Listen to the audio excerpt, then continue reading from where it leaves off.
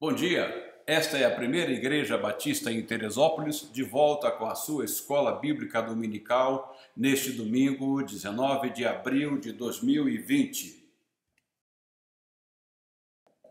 Como sempre, nós queremos dizer que você é muito bem-vindo para estudar conosco a Palavra de Deus. E a nossa lição de hoje, ela continua baseada na revista Palavra e Vida, que tem por título A Vida de Paulo. Nós, já na primeira lição, nós estudamos alguns detalhes da vida de Paulo e, como disse na lição do domingo passado, as demais lições elas estão baseadas na teologia desenvolvida pelo apóstolo Paulo. Na lição que nós vamos ver hoje, ela tem o seguinte título: Não às obras, sim à graça.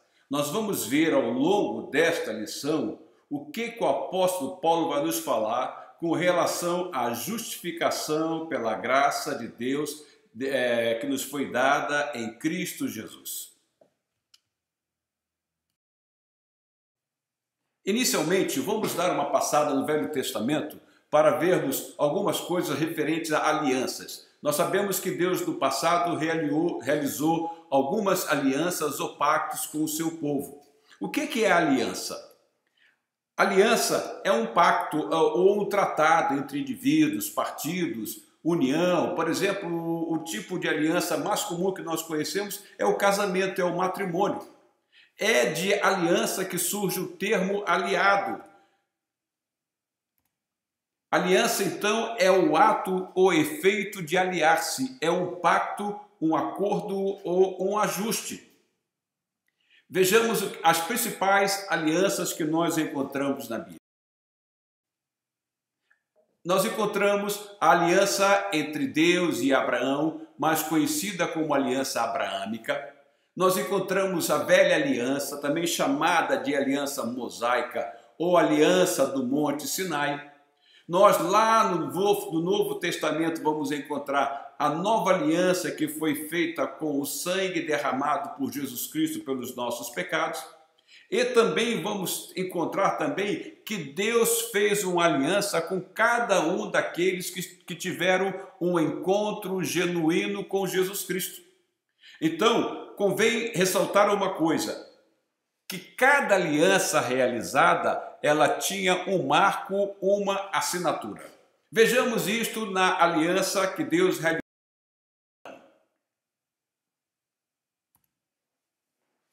Lá em Gênesis capítulo 17, do verso 1 ao 7, diz-nos assim: Quando Abraão estava com 99 anos de idade, o Senhor lhe apareceu e disse: Eu sou o Deus Todo-Poderoso, anda segundo a minha vontade e seja íntegro.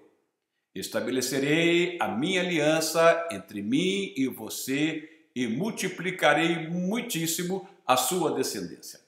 Abrão prostrou-se rosto em terra e Deus lhe disse: De minha parte, esta é a minha aliança com você. Você será o pai de muitas nações. Não será mais chamado Abrão, seu nome será Abraão, porque eu o constituí pai de muitas nações. Eu o tornarei extremamente prolífero, de você farei nações e de você procederão reis. Estabelecerei a minha aliança como aliança eterna entre mim e você e os seus futuros descendentes, para ser o seu Deus e o Deus dos seus descendentes. Eu gostaria que você prestasse atenção numa coisa: estabelecerei a minha aliança entre mim e você. Bom, vejamos mais. Na aliança entre Deus e Abraão, havia uma série de promessas da parte de Deus. Gênesis capítulo 17, verso 4 diz: De minha parte, esta é a minha aliança com você. Você será o pai de muitas nações. Observe que quando Deus fala isso com Abraão, Abraão já era de idade avançada e não tinha filho. E Deus prometeu que ele seria pai de muitas nações. Agora veja uma outra coisa. Como Deus é fiel, Deus não falha, Deus é perfeito, Deus disse a Abraão o seguinte: Deus disse que essa aliança seria uma aliança perpétua. É isso que nós vemos em Gênesis capítulo 17, verso 7. Estabelecerei a minha aliança como aliança eterna entre mim e você e os seus futuros descendentes, para ser o seu Deus e o Deus dos seus descendentes. Ainda em Gênesis, no capítulo 13, verso 6, o Senhor vai dizer: tornarei a sua descendência tão numerosa como o pó da terra. Se for possível contar o pó da terra, também se poderá contar a sua descendência. Volto a ressaltar que Abraão aí já estava de idade bem avançada e não tinha filho.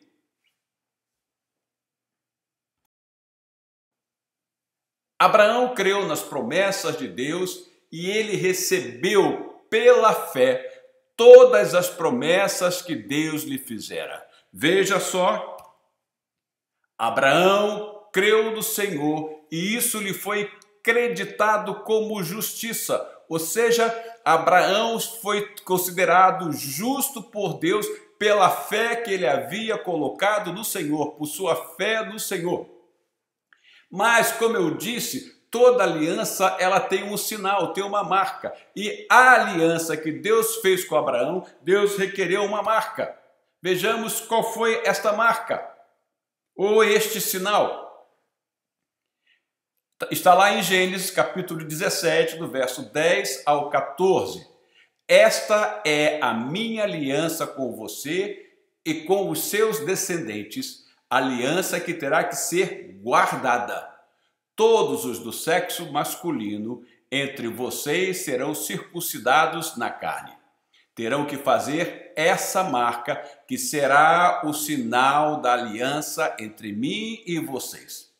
Da sua geração em diante, todo menino de 8 dias de idade entre vocês terá que ser circuncidado, tanto os nascidos em sua casa, quanto os que forem comprados de estrangeiros e que não forem descendentes de vocês. Sejam nascidos em sua casa, sejam comprados, terão que ser circuncidados. Minha aliança marcada no corpo de vocês será uma aliança perpétua. Sejam nascidos em sua casa, sejam comprados, terão que ser circuncidados. Repito, minha aliança marcada no corpo de vocês será uma aliança perpétua. Qualquer do sexo masculino que for incircunciso, que não tiver sido circuncidado, será eliminado do meio do meu povo, quebrou a aliança. Deus exige fidelidade na aliança realizada com ele. Observe uma coisa, observe que Deus enfatiza que aquele que não tivesse o sinal da aliança seria excluído, portanto, do meio do seu povo, seria quebra de aliança, seria quebra da aliança estabelecida. O simples fato de ser descendente de Abraão não era o suficiente para ser participante da aliança feita entre Deus e Abraão. Como consequência da aliança, todos os filhos de Israel eram descendentes de Abraão por meio da fé. Foi pela fé que Abraão foi considerado justo por Deus. E além disso, era o sinal da circuncisão. Deus, na sua fidelidade, ao término da escravidão do povo no Egito, levantou Moisés como líder para conduzir os descendentes de Abraão à terra que lhe havia prometido, como lemos em Gênesis capítulo 15, porque Deus se manteve fiel à aliança. Vejamos, Gênesis capítulo 15, do verso 13, 14, do 18 ao 21. Então o Senhor Deus lhe disse: saiba que os seus descendentes serão estrangeiros numa terra que não lhes pertencerá, onde também serão escravizados e oprimidos por 400 anos. Mas eu castigarei a nação a quem servirão como escravos, e depois de tudo, sairão com muitos bens. Naquele dia, o Senhor fez a seguinte aliança com Abrão: aos seus descendentes dei esta terra, desde o ribeiro do Egito até o grande rio, o Eufrates, a terra dos queneus, dos quenezeus, dos cadmoneus, dos hititas, dos ferezeus, dos refaíns, dos amorreus, dos cananeus, dos girgazeus e dos jebuseus. Deus cumprira a sua promessa de levar o povo para a terra que havia prometido a Abraão. Enquanto estavam no deserto, uma outra aliança foi estabelecida com o povo de Israel. Ela está lá em Êxodo capítulo 24, verso 1 a 8. Depois disse Deus a Moisés: subam o monte para encontrar-se com o Senhor, você e Arão, Nadab e Abiú, e 70 autoridades de Israel. Adorem à distância. Somente Moisés se aproximará do Senhor, os outros não.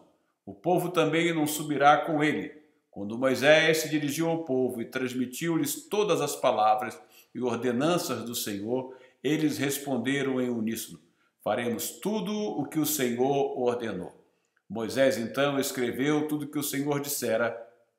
Na manhã seguinte, Moisés levantou-se, construiu o altar ao pé do monte e ergueu 12 colunas de pedra, representando as 12 tribos de Israel. Em seguida enviou jovens israelitas que ofereceram holocaustos e novilhos como sacrifícios de comunhão ao Senhor. Moisés colocou a metade do sangue em tigelas e a outra metade derramou sobre o altar. Em seguida leu o livro da aliança para o povo e eles disseram: faremos fielmente tudo o que o Senhor ordenou. Depois Moisés aspergiu o sangue sobre o povo, dizendo: este é o sangue da aliança que o Senhor fez com vocês, de acordo com todas essas palavras. Êxodo capítulo 24, verso 1 a 8. É interessante notarmos que na aliança feita com o povo no deserto, partiu deles próprios, de forma unânime, a decisão de obedecer a tudo que o Senhor havia ordenado por meio de Moisés. Eles disseram que fariam tudo que o Senhor havia ordenado.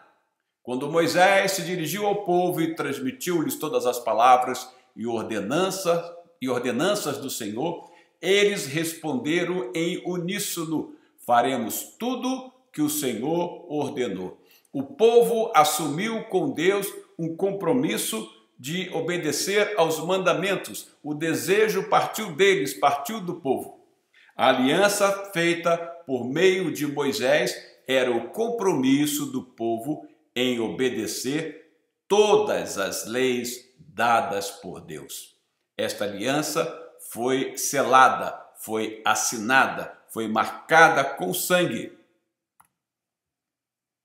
Em seguida, enviou jovens israelitas que ofereceram holocaustos e novilhos como sacrifício de comunhão ao Senhor. Moisés colocou metade do sangue em tigelas e a outra metade derramou sobre o altar. Em seguida, leu o livro da aliança para o povo e eles disseram: faremos fielmente tudo o que o Senhor ordenou.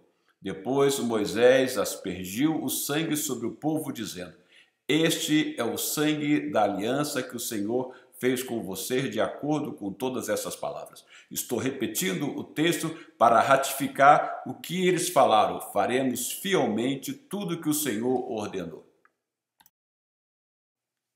Deus deu então ao povo de Israel os 10 mandamentos e mais de 600 leis complementares. E o povo se comprometeu com Deus em obedecer a todos esses mandamentos, a todas essas leis. Na realidade, as Escrituras deixam bem claro que os 10 mandamentos são a aliança, que nós encontramos lá no capítulo 20 de Êxodo. É lá que nós encontramos os 10 mandamentos. Mas vejamos, Êxodo capítulo 34, verso 27 e 28 diz com relação à aliança: disse o Senhor a Moisés: escreva essas palavras, porque é de acordo com elas que faço aliança com você e com Israel. Moisés ficou ali com o Senhor 40 dias e 40 noites, sem comer pão e sem beber água. E escreveu nas tábuas as palavras da aliança, os 10 mandamentos. Deuteronômio, capítulo 4, verso 3, vai nos falar algo parecido. E ele lhes anunciou a sua aliança, os 10 mandamentos. e escreveu-os sobre 2 tábuas de pedra e ordenou que o cumprissem. Ainda Deuteronômio, capítulo 9, do verso 9 a 11. Quando subiu o monte para receber as tábuas de pedra, as tábuas da aliança que o Senhor tinha feito com vocês, fiquei no monte 40 dias e 40 noites, não comi pão nem bebi água. O Senhor me deu as 2 tábuas de pedra escritas pelo dedo de Deus. Nelas estavam escritas todas as palavras que o Senhor proclamou a vocês no monte, de dentro do fogo, no dia da Assembleia. Passados 40 dias e 40 noites, o Senhor me deu as 2 tábuas de pedra, as tábuas da aliança. Chamamos, portanto, a aliança que Deus fez com o povo de Israel por meio de Moisés como velha aliança. Na aliança que Deus fez com Abraão, havia promessa de bênçãos para Abraão e os seus descendentes. Nenhum trabalho ou obra foi requerido de Abraão. O que vemos no processo dessa aliança foi a manifestação da fé de Deus, da fé de Abraão, colocada em Deus. Abraão creu no Senhor e isso lhe foi creditado como justiça. Gênesis capítulo 15, verso 6. A aliança que o povo fez com Deus no deserto foi diferente daquela aliança que Deus fez com Abraão, porque na aliança que o povo fez com Deus no deserto foi uma aliança condicional. Ela dependia da obediência total a todos os requisitos estabelecidos na lei. O povo se comprometeu em obedecer toda a lei. Mas o que acontece?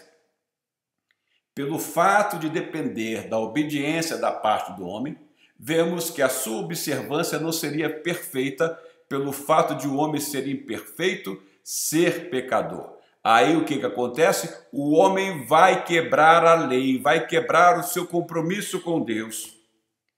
Tiago, no capítulo 2, verso 10, ele diz o seguinte: pois quem obedece a toda a lei, mas tropeça em apenas um ponto, torna-se culpado de quebrá-la inteiramente. Então, do lado humano, não havia condições de o homem cumprir esse compromisso com Deus pelo fato de ele ser imperfeito. E bastava que ele quebrasse um item da lei para que fosse considerada a quebra de toda a lei, de toda a aliança. Somente Deus, por sua fidelidade e perfeição, não falhou em cumprir a aliança que o povo fizera com ele.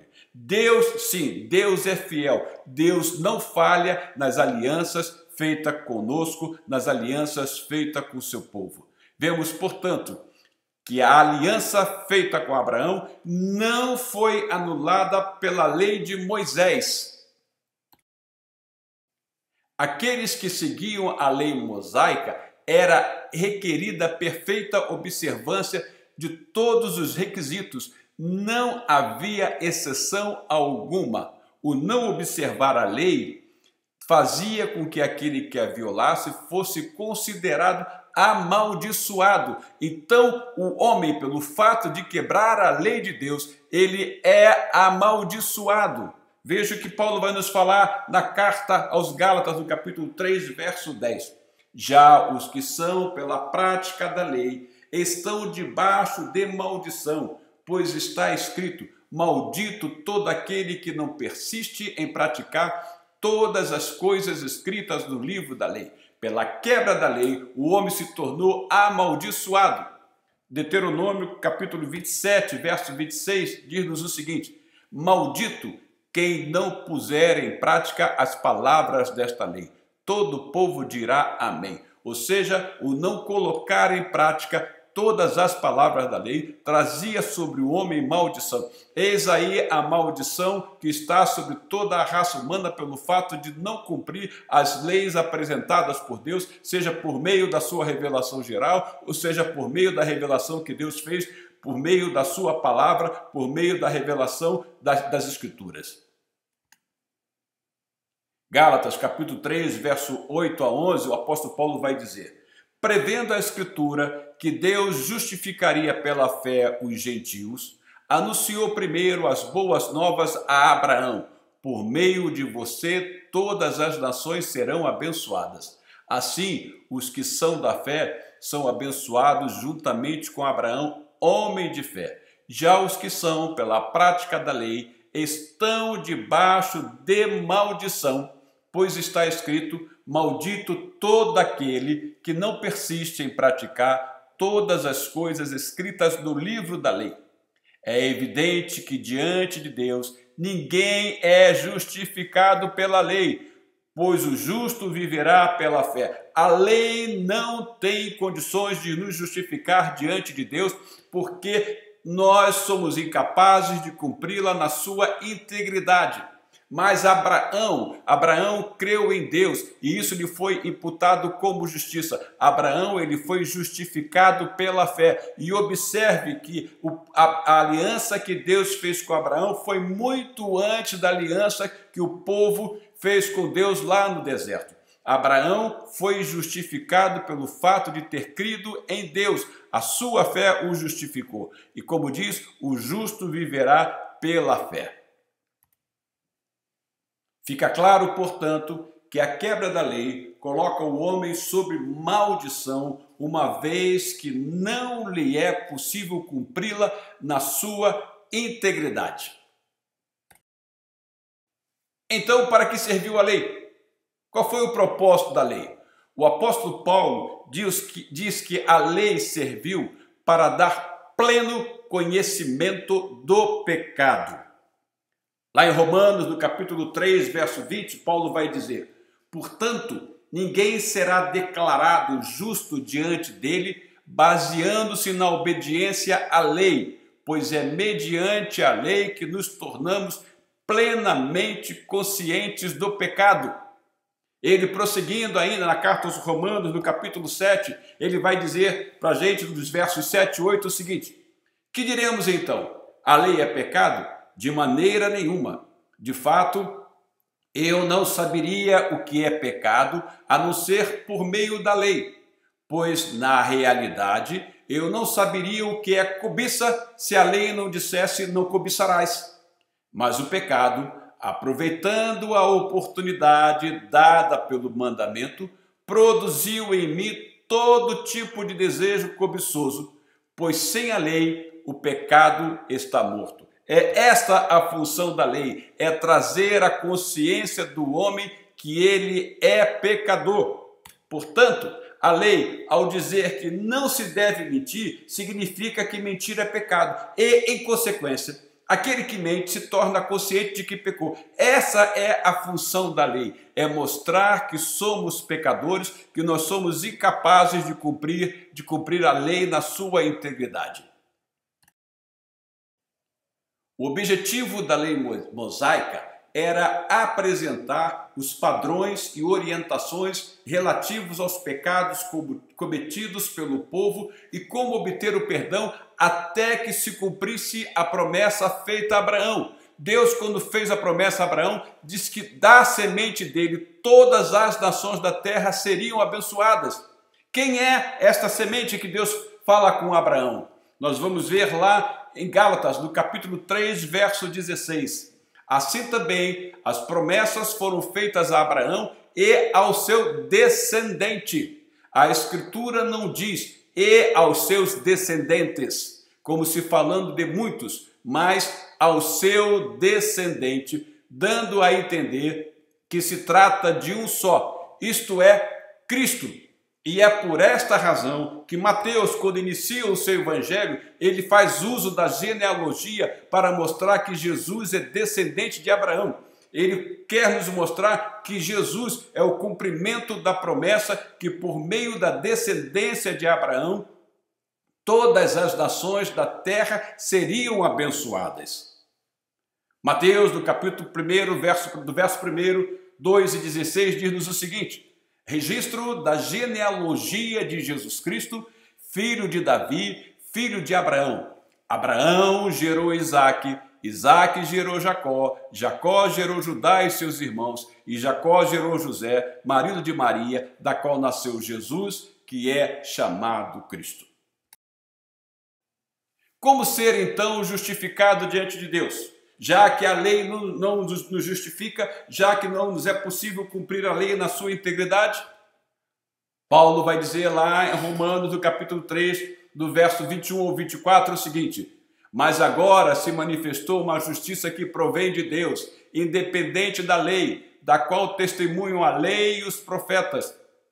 Justiça de Deus mediante a fé em Jesus Cristo, para todos os que creem. Não há distinção, pois todos pecaram e estão destituídos da glória de Deus, sendo justificados gratuitamente por sua graça, por meio da redenção que há em Cristo Jesus, por meio da redenção daquele que é a semente de Davi, daquele que seria o que viria para abençoar todas as nações. Mas agora se manifestou uma justiça que provém de Deus, independente da lei. Aí, como nós estamos falando das alianças, falamos da aliança que Deus fez com Moisés, falamos da aliança que Deus fez com o povo lá no deserto, vai surgir agora uma nova aliança. Qual é essa nova aliança? Vejamos lá em Lucas, no capítulo 22, versos 19 e 20, quando o Senhor Jesus instituiu a ceia, o memorial da ceia. Tomando o pão, deu graças, partiu e deu aos discípulos, dizendo: isto é o meu corpo dado em favor de vocês, façam isto em memória de mim.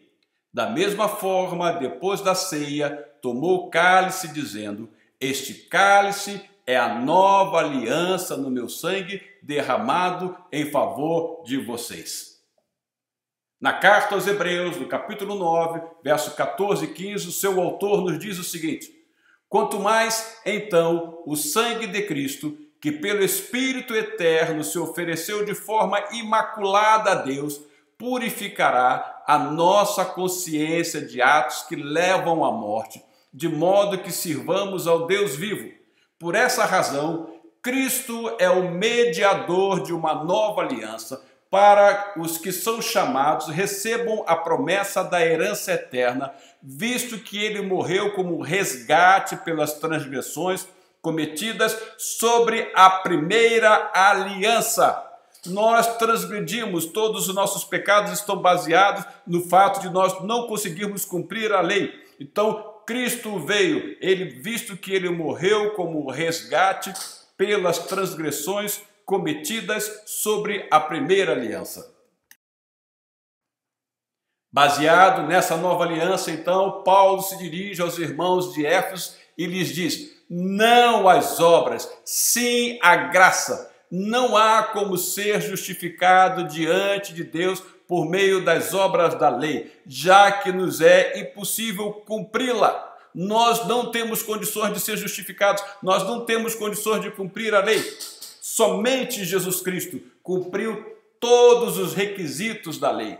Toda a culpa do homem pecador, por não ser capaz de cumprir a lei, foi derramada sobre ele. Ele se fez maldição por nós. Se lembra que todo aquele que não conseguia cumprir a lei, ele era considerado maldito? Jesus cumpriu toda a lei e, no entanto, ele se fez maldição por nós. Jesus morreu como se fosse transgressor da lei, para resgatar-nos não da lei, mas da condenação da lei.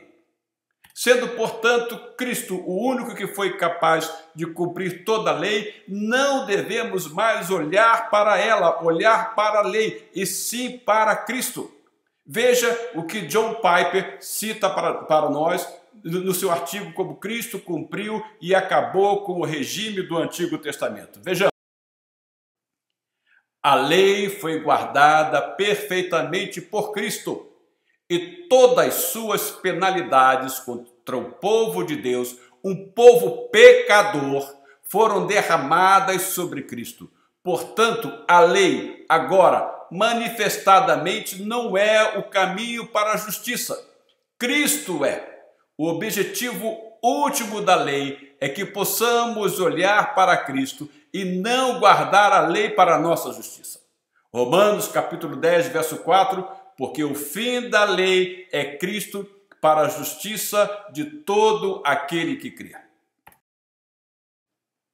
Paulo então vai dizer que o elemento fundamental da nossa salvação, da nossa justificação, não é a lei, mas sim a graça de Deus. É a graça de Deus. Ela é a fonte da salvação. Graça é favor imerecida.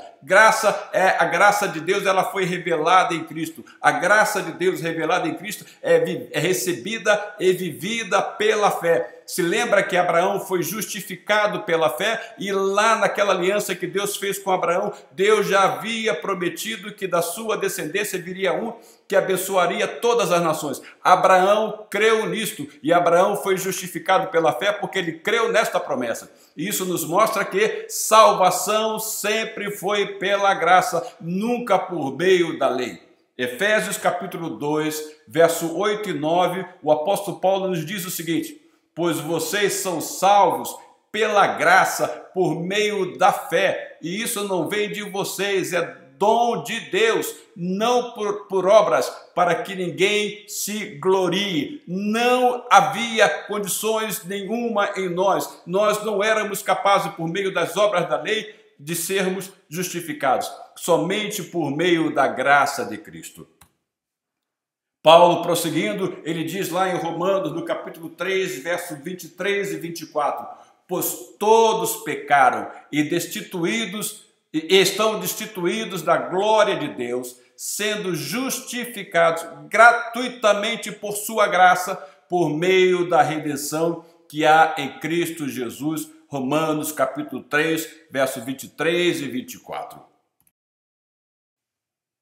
A magnitude da graça de Deus é vista quando mais olhamos para a lei e nos vemos incapazes diante dela. Quanto mais nos confrontamos com ela, mais nos enxergamos pecadores e assim compreendemos que nada merecíamos, mas a graça nos foi derramada de uma maneira imensa em Cristo Jesus.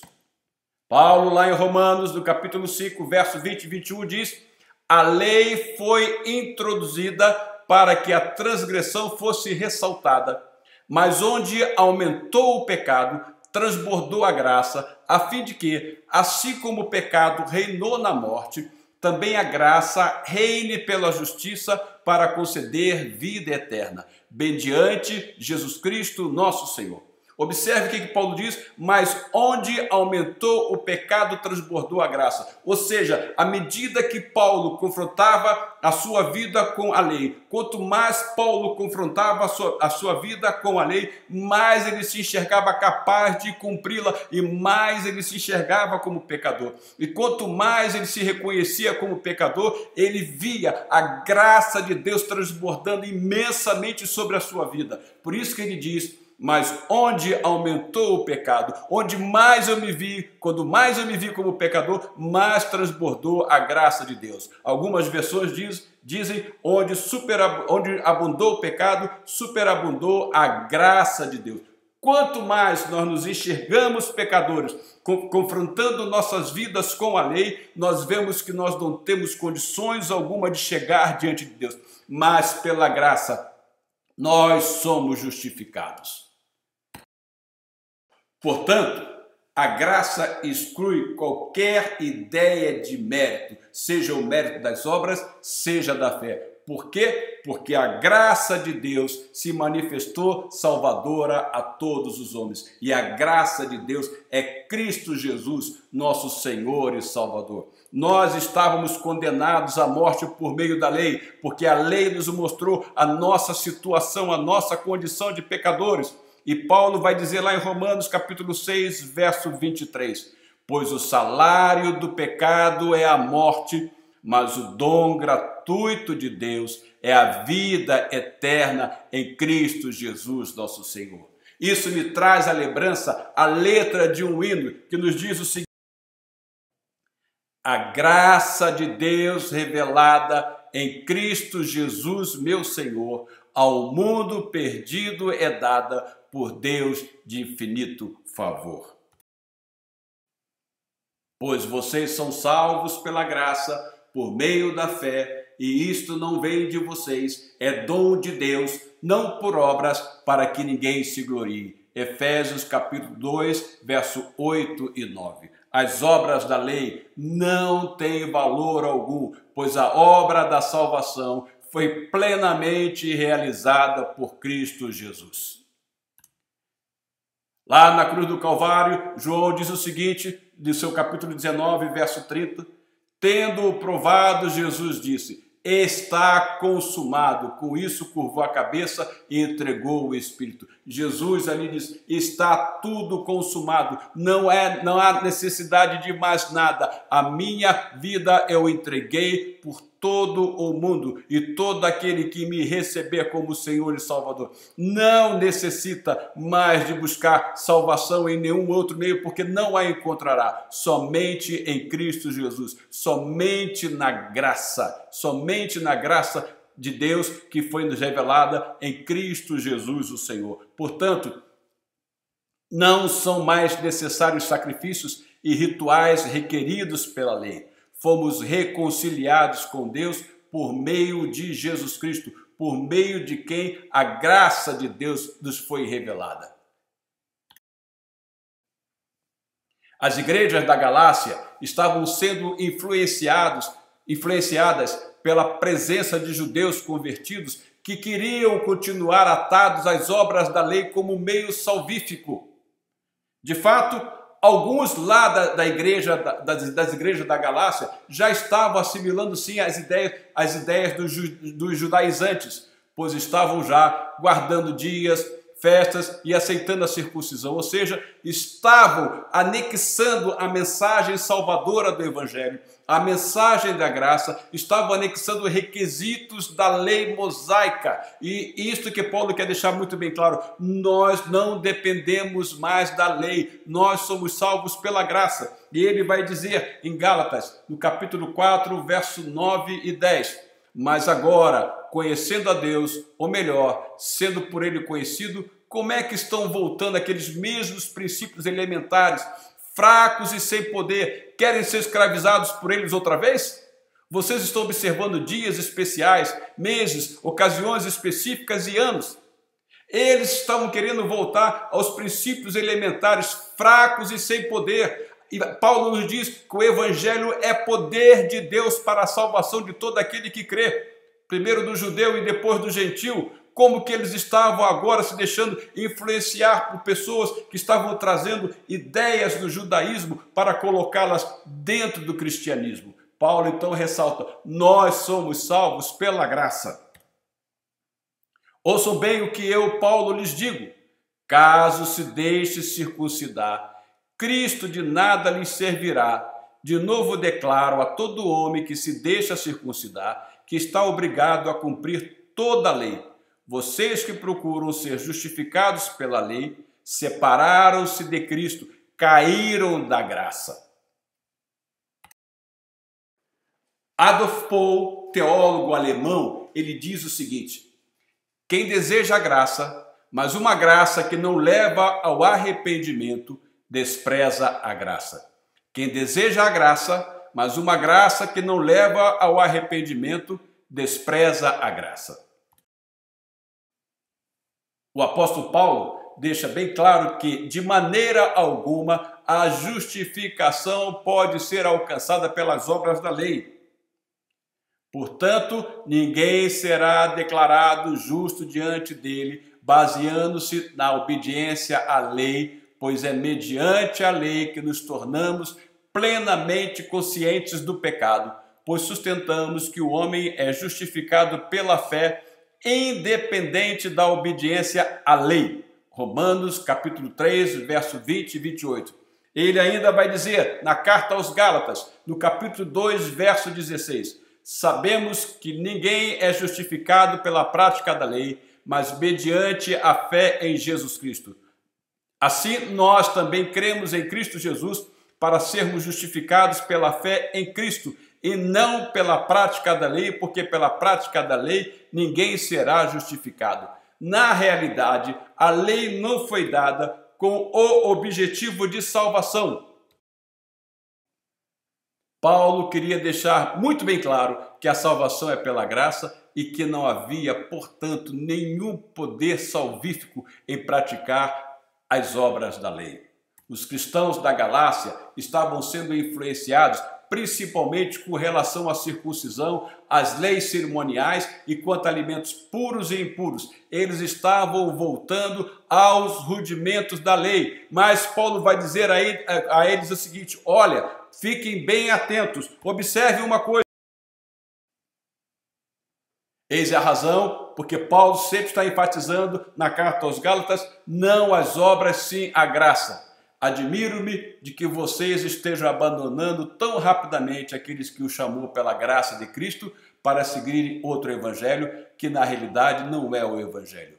O que ocorre é que algumas pessoas os estão perturbando, querendo perverter o evangelho. Ouçam bem o que eu, Paulo, lhes digo: caso se deixe circuncidar, Cristo de nada lhes servirá. De novo declara a todo homem que se deixa circuncidar que está obrigado a cumprir toda a lei. Vocês que procuram ser justificados pela lei, separaram-se de Cristo, caíram da graça. Estou repetindo para deixar muito bem claro isso para todos nós. A graça, nós não dependemos da lei, nós estamos salvos pela graça. Por isso estou repetindo esses textos. A aliança que Deus fez com Abraão foi baseada na fé sem as obras da lei. Considerem o exemplo de Abraão. Ele creu em Deus e isso lhe foi acreditado como justiça. Estejam certos, portanto, de que os que são da fé, estes é que são filhos de Abraão. Prevendo a Escritura que Deus justificaria pela fé os gentios, anunciou primeiro as boas novas a Abraão. Por meio de você, todas as nações serão abençoadas. Gálatas 3, 6 a 8. Repetindo, Efésios 2, 8, 9, pois vocês são salvos pela graça por meio da fé, e isto não vem de vocês, é dom de Deus, não por obras, para que ninguém se glorie. Por fim, Paulo vai nos dizer que a graça de Deus nos foi dada desde a eternidade. Ele, escrevendo a sua segunda carta a Timóteo, no capítulo 1, verso 9, ele nos diz o seguinte: que nos salvou e nos chamou com uma santa vocação, não em virtude das nossas obras, mas por causa da sua própria determinação e graça. Esta graça nos foi dada em Cristo Jesus desde os tempos eternos. Ele nos salvou e nos chamou com uma santa vocação, não em virtude das obras. Observe que desde a eternidade as obras não faziam parte da nossa salvação, mas a graça de Cristo, ela já estava atuando desde a eternidade. Vejam, portanto, que salvação sempre foi pela graça, pela graça. Pedro, na sua primeira carta, ele vai dizer lá no capítulo 1, verso 19 e 20, mas pelo precioso sangue de Cristo, como de um cordeiro sem mancha e sem defeito, conhecido antes da criação do mundo, revelado nestes últimos tempos em favor de vocês. 1 de Pedro, capítulo 1, versos 19 e 20. Concluímos, portanto, que a salvação sempre foi pela graça, nunca pelas obras. Abraão creu no Senhor e isso lhe foi acreditado como justiça. Encerrando, fica aqui uma citação do pastor Augusto Nicodemos, pastor da Igreja Presbiteriana do Brasil. O homem vai para o inferno por sua responsabilidade.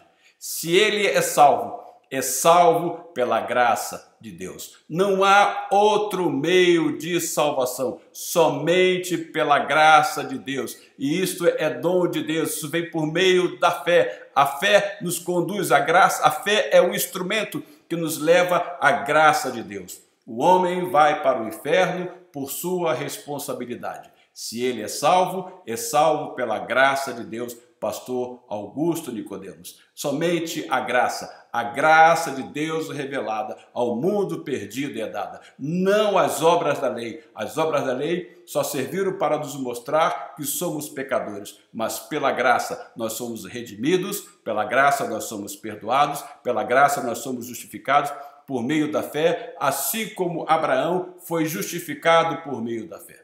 Portanto, meus irmãos, fiquem com esta palavra, tenham todos uma semana abençoada e domingo que vem estaremos todos aqui de volta para mais uma lição da nossa Escola Bíblica Dominical. Tenham todos uma semana muito abençoada. Até lá!